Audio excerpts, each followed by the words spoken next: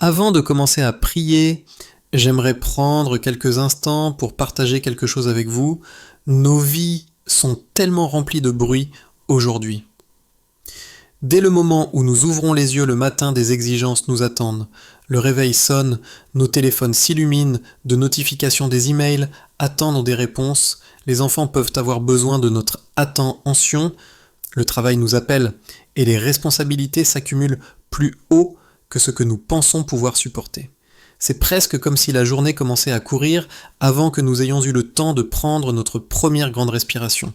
Et si nous n'y prenons pas garde, cette agitation devient notre état d'être constant. Elle nous emporte à travers la journée comme un courant impétueux, et avant même de nous en rendre compte, nous arrivons au soir épuisés, mais incapables de nous rappeler un seul moment de calme où notre âme a pu se reposer. Peut-être connaissez-vous ce sentiment. Peut-être, si vous êtes honnête, avez-vous vécu de nombreux jours où la prière n'a jamais eu sa place, où l'idée de lever votre cœur vers Dieu semblait être un luxe pour lequel vous n'aviez pas le temps. Mais aujourd'hui, je veux vous inviter à faire une pause. Pas demain, pas la semaine prochaine, pas quand la vie ralentira. Parce que, soyons réalistes, la vie ne ralentit jamais d'elle-même. Je veux que vous fassiez une pause, maintenant, en cet instant même, et que vous réfléchissiez à ce qui compte vraiment. Prenez juste une grande respiration, fermez les yeux si vous le pouvez et souvenez-vous de ceci. Votre attention est l'un des cadeaux les plus précieux que vous puissiez offrir. Partout où va votre attention, une partie de votre cœur y va avec elle. Il est bon de vous poser la question « Où va votre cœur ?» Donnez-vous votre attention à des choses qui nourrissent votre âme ou à des distractions qui drainent lentement votre énergie et votre esprit. Jésus en parle directement dans Matthieu 22, 37. « Tu aimeras le Seigneur ton Dieu de tout ton cœur, de toute ton âme et de toute ta pensée. » Remarquez à quel point ce commandement est complet. Il ne dit pas d'aimer Dieu avec seulement une partie de votre cœur ou avec les moments de rechange qui restent à la fin de la journée. Il nous appelle à un amour qui englobe tout. Pensez un instant à quelqu'un que vous aimez profondément, un conjoint, un enfant, un parent, ou même une passion ou un rêve qui brûle dans votre cœur. Quand vous aimez quelque chose ou quelqu'un à ce point, cela vous change. Cela change votre emploi du temps, vos priorités et même vos sacrifices. Un parent restera debout toute la nuit pour s'occuper d'un enfant malade sans hésitation. Une personne passionnée par son rêve se lèvera plus tôt, travaillera plus dur et réorganisera toute sa vie pour le poursuivre. Telle est la nature du véritable amour, il vous pousse au-delà de la simple commodité vers une dévotion totale. Et c'est l'amour que Dieu désire de nous. Pas des mots vides, pas des rituels que nous cochons une fois par semaine, mais un amour vivant et respirant qui touche chaque décision, chaque priorité, chaque pensée. Deutéronome 11, 1 nous rappelle « Tu aimeras le Seigneur ton Dieu et tu observeras toujours ses ordres, ses statuts, ses règles et ses commandements. » Notez que l'amour ici n'est pas séparé de l'obéissance. Ce n'est pas seulement un sentiment, c'est une action, une manière de vivre. Et Josué 22,5 fait écho à cette vérité. Veillez attentivement à mettre en pratique le commandement et la loi que Moïse, le serviteur du Seigneur, vous a donné. Aimez le Seigneur, votre Dieu, marchez dans toutes ses voies, gardez ses commandements, vous attachez à lui et le servir de tout votre cœur et de toute votre âme. C'est un amour qui demande une attention minutieuse. Il n'est pas accidentel, il est intentionnel, délibéré et constant. Maintenant, je sais que parfois, nos cœurs ne se sentent pas comme cela. Parfois, nous nous sentons dispersés, distraits, accablés par les fardeaux de la vie. Parfois, on a l'impression que Dieu est distant, non pas parce qu'il s'est éloigné, mais parce que notre attention a dérivé. Nous laissons le bruit du monde, les délais de travail, les soucis financiers, les médias sociaux, les listes de tâches sans fin noyer, sa voix. Psaume 31, 23 dit « Aimez le Seigneur, vous tous, ses fidèles, le Seigneur préserve les fidèles. » Et c'est ce qu'il fait. Il préserve, il protège, il s'approche de ceux qui choisissent de l'aimer. Et ce qui est incroyable, c'est que son amour n'est pas conditionnel. Même lorsque nous échouons, même lorsque notre attention s'égare, sa fidélité demeure. Laissez-moi vous donner un exemple auquel vous pouvez vous identifier. Imaginez un parent qui apprend à marcher à son enfant. L'enfant trébuche, tombe, se distrait, peut-être même s'éloigne, mais les yeux du parent ne quittent jamais l'enfant. Le parent est prêt à prendre l'enfant dans ses bras, à stabiliser ses pas et à l'encourager à réessayer. C'est Dieu avec nous. Ses yeux ne nous quittent jamais. Sa fidélité est constante, son amour inébranlable même quand nous tombons ou que nous oublions. C'est pourquoi la prière est si puissante. La prière ne consiste pas seulement à réciter des mots, elle consiste à revenir encore et encore à la présence de celui qui nous aime le plus. Dans 1 Jean 1,6, il est dit « Si nous disons que nous avons communion avec lui, alors que nous marchons dans les ténèbres, nous mentons et ne pratiquons pas la vérité. » La communion avec Dieu est censée être authentique, pas juste un service rendu du bout des lèvres. La prière ouvre cette communion. La prière est le moment où vous vous éloignez des distractions, ouvrez votre cœur et dites « Seigneur, me voici, aide-moi à t'aimer davantage. » Et la beauté de la chose. Dieu écoute. Non seulement il écoute, mais il répond. Parfois avec la paix, parfois avec des conseils, parfois avec une force que vous ne saviez pas que vous aviez. Lorsque vous faites une pause pour prier, vous n'ajoutez pas simplement une tâche religieuse à votre journée, vous recentrez votre âme sur ce qui compte vraiment. Vous levez les yeux du chaos qui vous entoure et les fixez sur celui qui est immuable. Et à ce moment-là, tout change. Vos fardeaux ne disparaîtront peut-être pas, mais votre perspective change. Votre cœur s'allège parce que vous vous souvenez que vous ne portez pas la vie seul. C'est pourquoi aujourd'hui, avant d'aller plus loin, je vous invite non seulement à entendre ces mots, mais à les laisser s'installer profondément dans votre cœur. Laissez-les vous rappeler que Dieu n'est pas distant. Il est proche. Il attend votre attention, non pas parce qu'il en a besoin, mais parce qu'il sait que vous avez besoin de lui. La prière est la porte qui vous ramène à cet amour, cette présence, cette paix. Ainsi, alors que nous nous préparons à entrer en prière ensemble, je vous encourage à apporter tout votre être, vos soucis, vos distractions, votre gratitude, vos espoirs. Apportez-les. Tous, car Dieu est assez grand pour les gérer et assez tendre pour s'en soucier. Il a été fidèle auparavant et il le sera de nouveau. Et pendant que vous lui donnez votre attention, votre cœur suivra et votre vie sera transformée. Quand nous entrons dans la prière, nous entrons dans l'espace le plus sacré qu'un être humain puisse jamais connaître la présence du Dieu vivant. Pensez-y un instant. Le créateur de l'univers, celui qui a fait naître les galaxies, qui a formé les montagnes et les océans, qui a insufflé la vie à l'humanité, vous invite à vous approcher de lui. Et il ne vous invite pas comme un étranger. Il vous appelle son enfant. Cela seul devrait émouvoir nos cœurs d'admiration.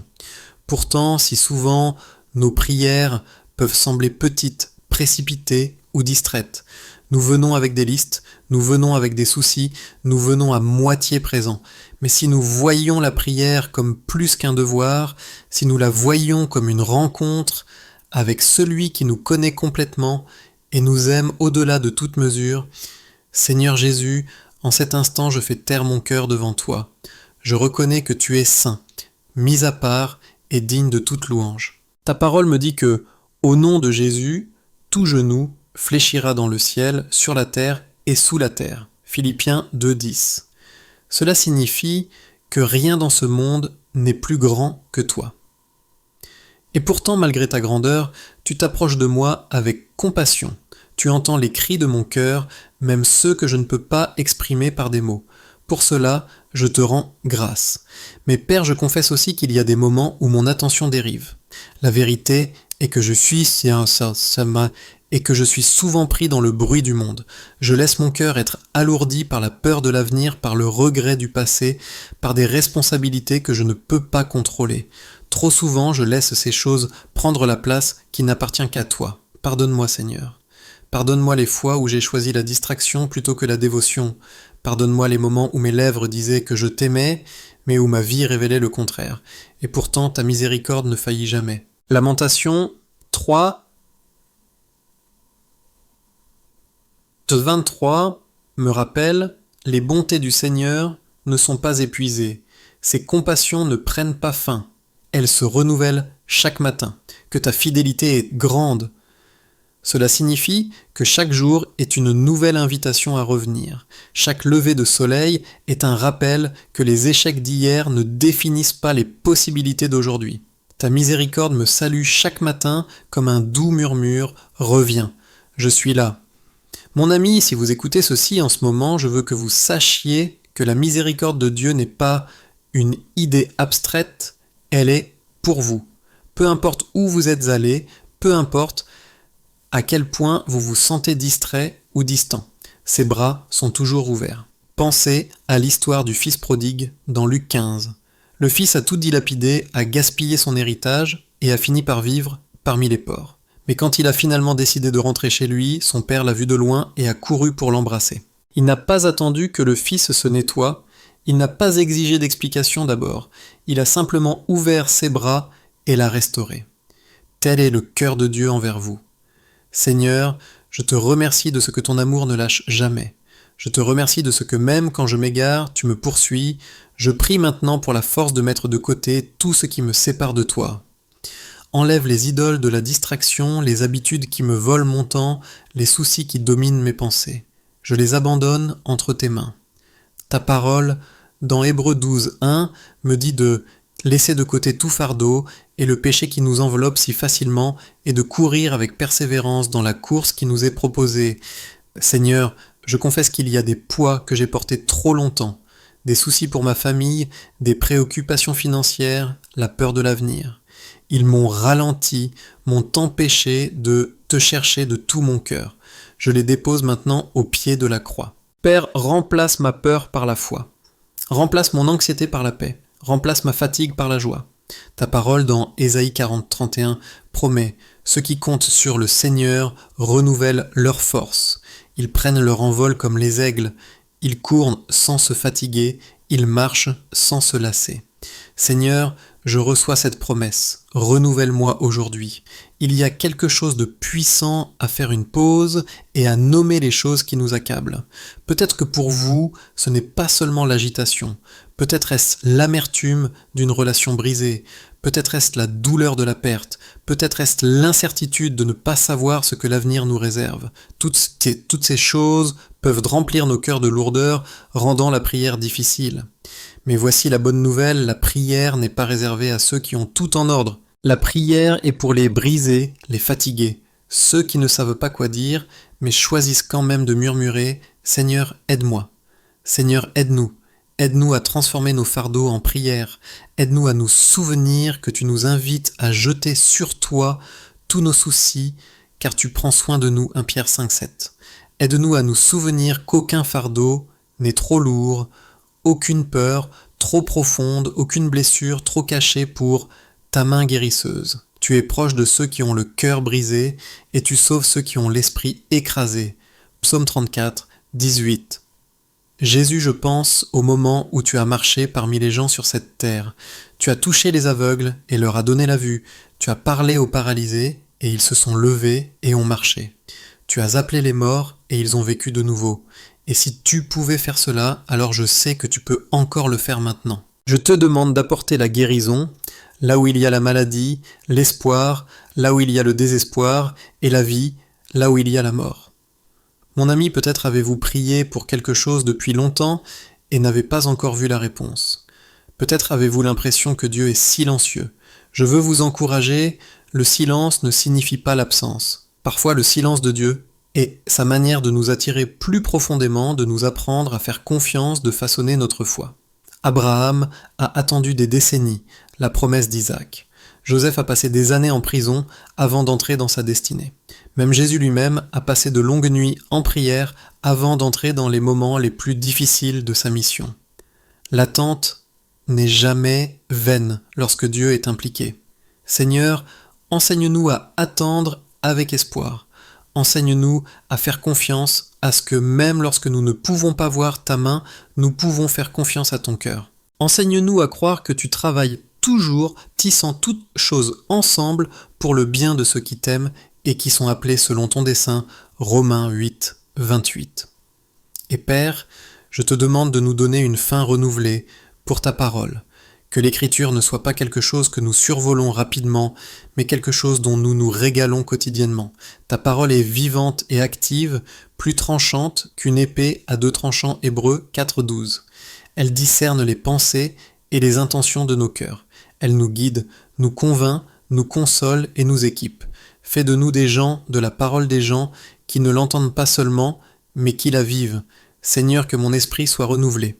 Romains 12:2 nous dit de ne pas nous conformer à ce monde, mais d'être transformés par le renouvellement de notre esprit.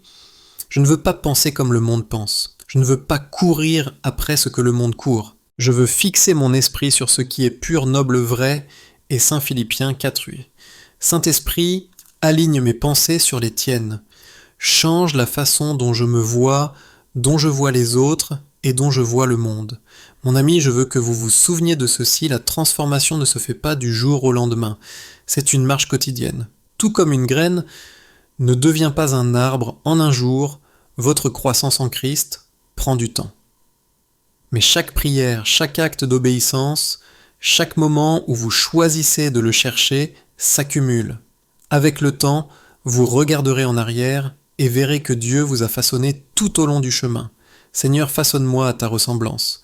Je veux que ma vie reflète ton amour, que mes mots apportent de l'encouragement et non du mal, que mes actions dirigent les autres vers toi et non loin de toi, que mon cœur batte de compassion pour les brisés, les pauvres, les oubliés. Fais de moi un instrument de ta paix. Là où il y a de la haine, que je sème l'amour. Là où il y a le désespoir, que j'apporte l'espoir. Là où il y a l'obscurité, que je fasse briller ta lumière. Merci Seigneur d'entendre cette prière. Merci de ce que je n'ai pas besoin d'avoir des mots parfaits pour que tu m'écoutes. Merci de ce que même quand je gémis dans ma faiblesse, ton esprit intercède pour moi avec des gémissements trop profonds pour les mots Romains 8:26. Merci de ce que je ne suis jamais seul. Seigneur, alors que je continue de prier, je réalise que tu ne me demandes pas de vivre une vie parfaite, mais une vie abandonnée. Trop souvent, je confonds le succès avec le contrôle, croyant que si je peux juste tout tenir, alors je trouverai la paix. Mais la vérité est que le contrôle est une illusion. Je ne peux pas contrôler demain, je ne peux pas contrôler les autres, je ne peux même pas contrôler parfaitement mon propre cœur. Ce que tu demandes, ce n'est pas le contrôle, mais l'abandon. Dans Matthieu 11:28, tu as dit « Venez à moi vous tous, qui êtes fatigués et lourdement chargés, et je vous donnerai du repos. » Ce repos ne vient pas de faire plus, il vient de lâcher prise, il vient de te faire confiance pour ce que je ne peux pas porter par moi-même.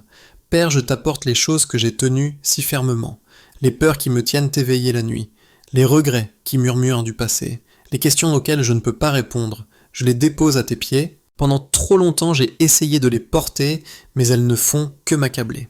Je te fais confiance, tu es plus grand que mes problèmes.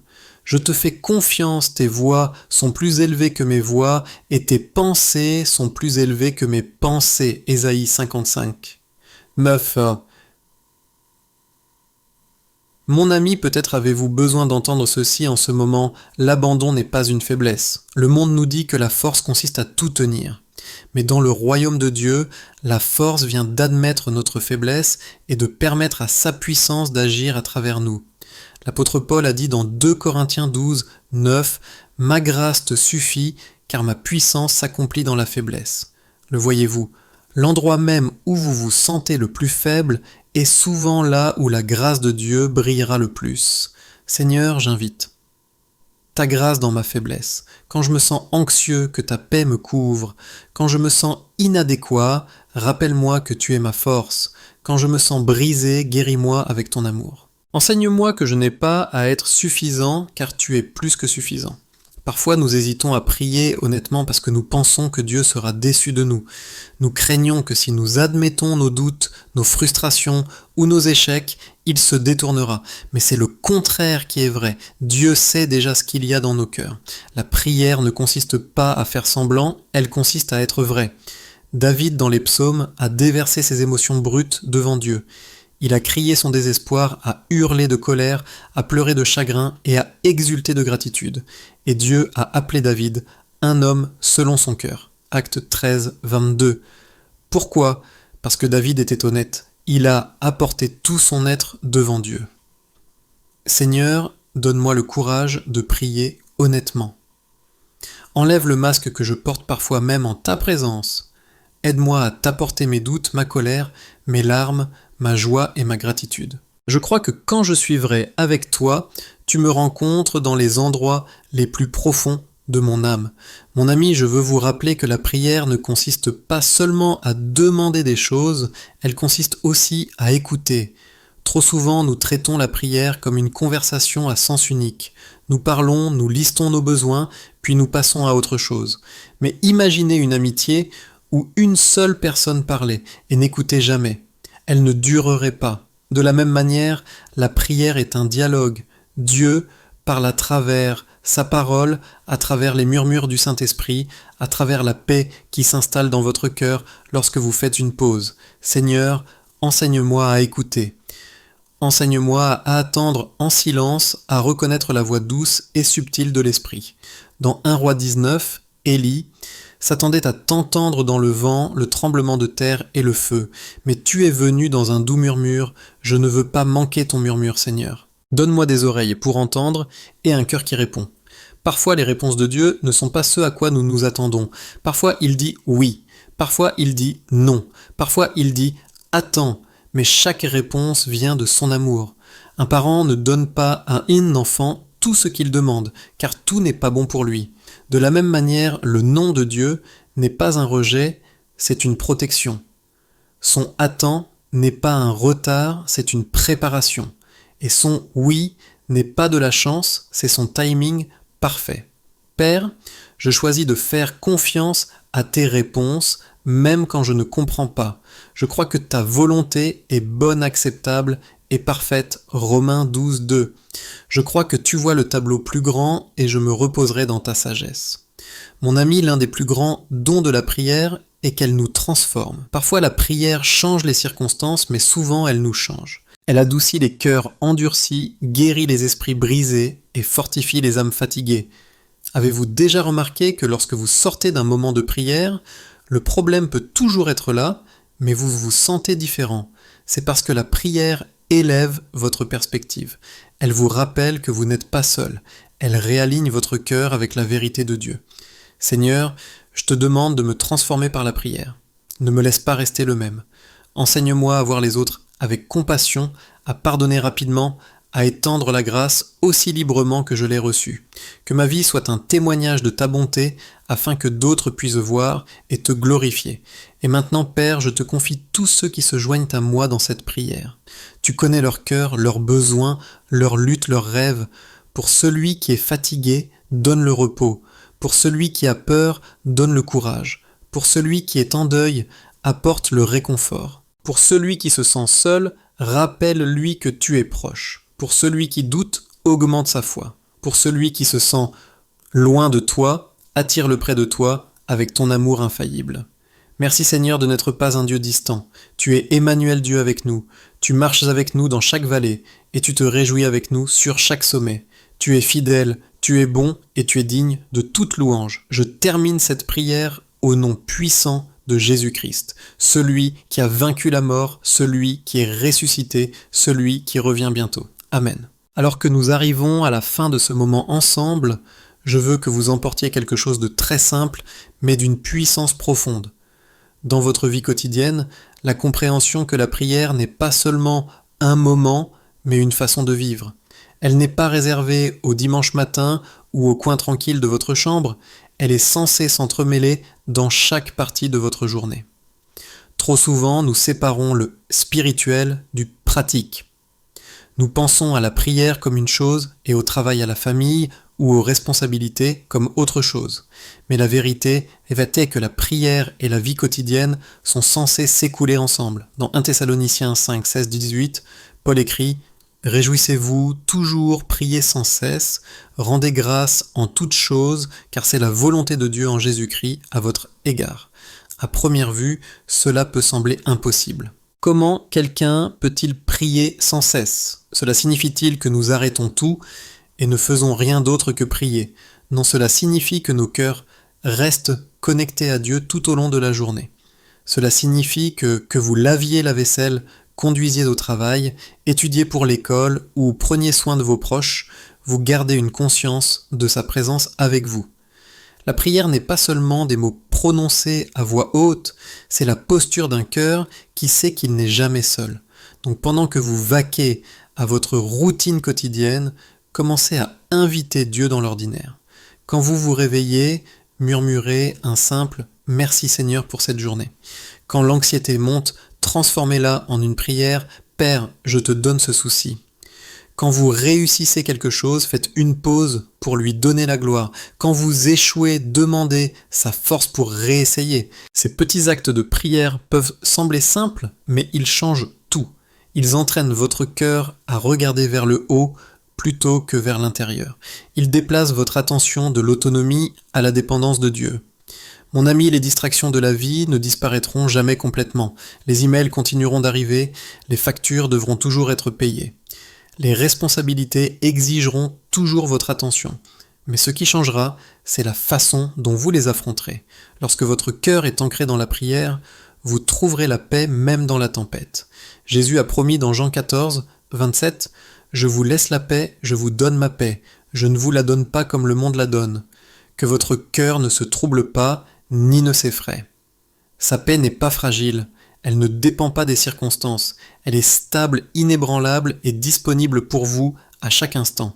Pensez à la prière comme à la respiration. Vous ne respirez pas une fois le matin et vous l'oubliez pour le reste de la journée. La respiration est constante, nécessaire, vitale. Il en va de même pour la prière. C'est le souffle spirituel qui maintient votre âme en vie et en bonne santé. Lorsque vous arrêtez de prier, votre esprit commence à suffoquer sous le poids de la vie. Mais lorsque la prière devient votre souffle, vous découvrez une liberté, une joie et une force que rien dans ce monde ne peut enlever. Je vous encourage à créer aussi des espaces intentionnels de prière. Tout comme Jésus se levait tôt le matin pour chercher son Père dans la solitude, Marc 1,35, trouvez des moments dans votre journée où vous pouvez vous mettre à l'écart, même si ce n'est que pour quelques minutes.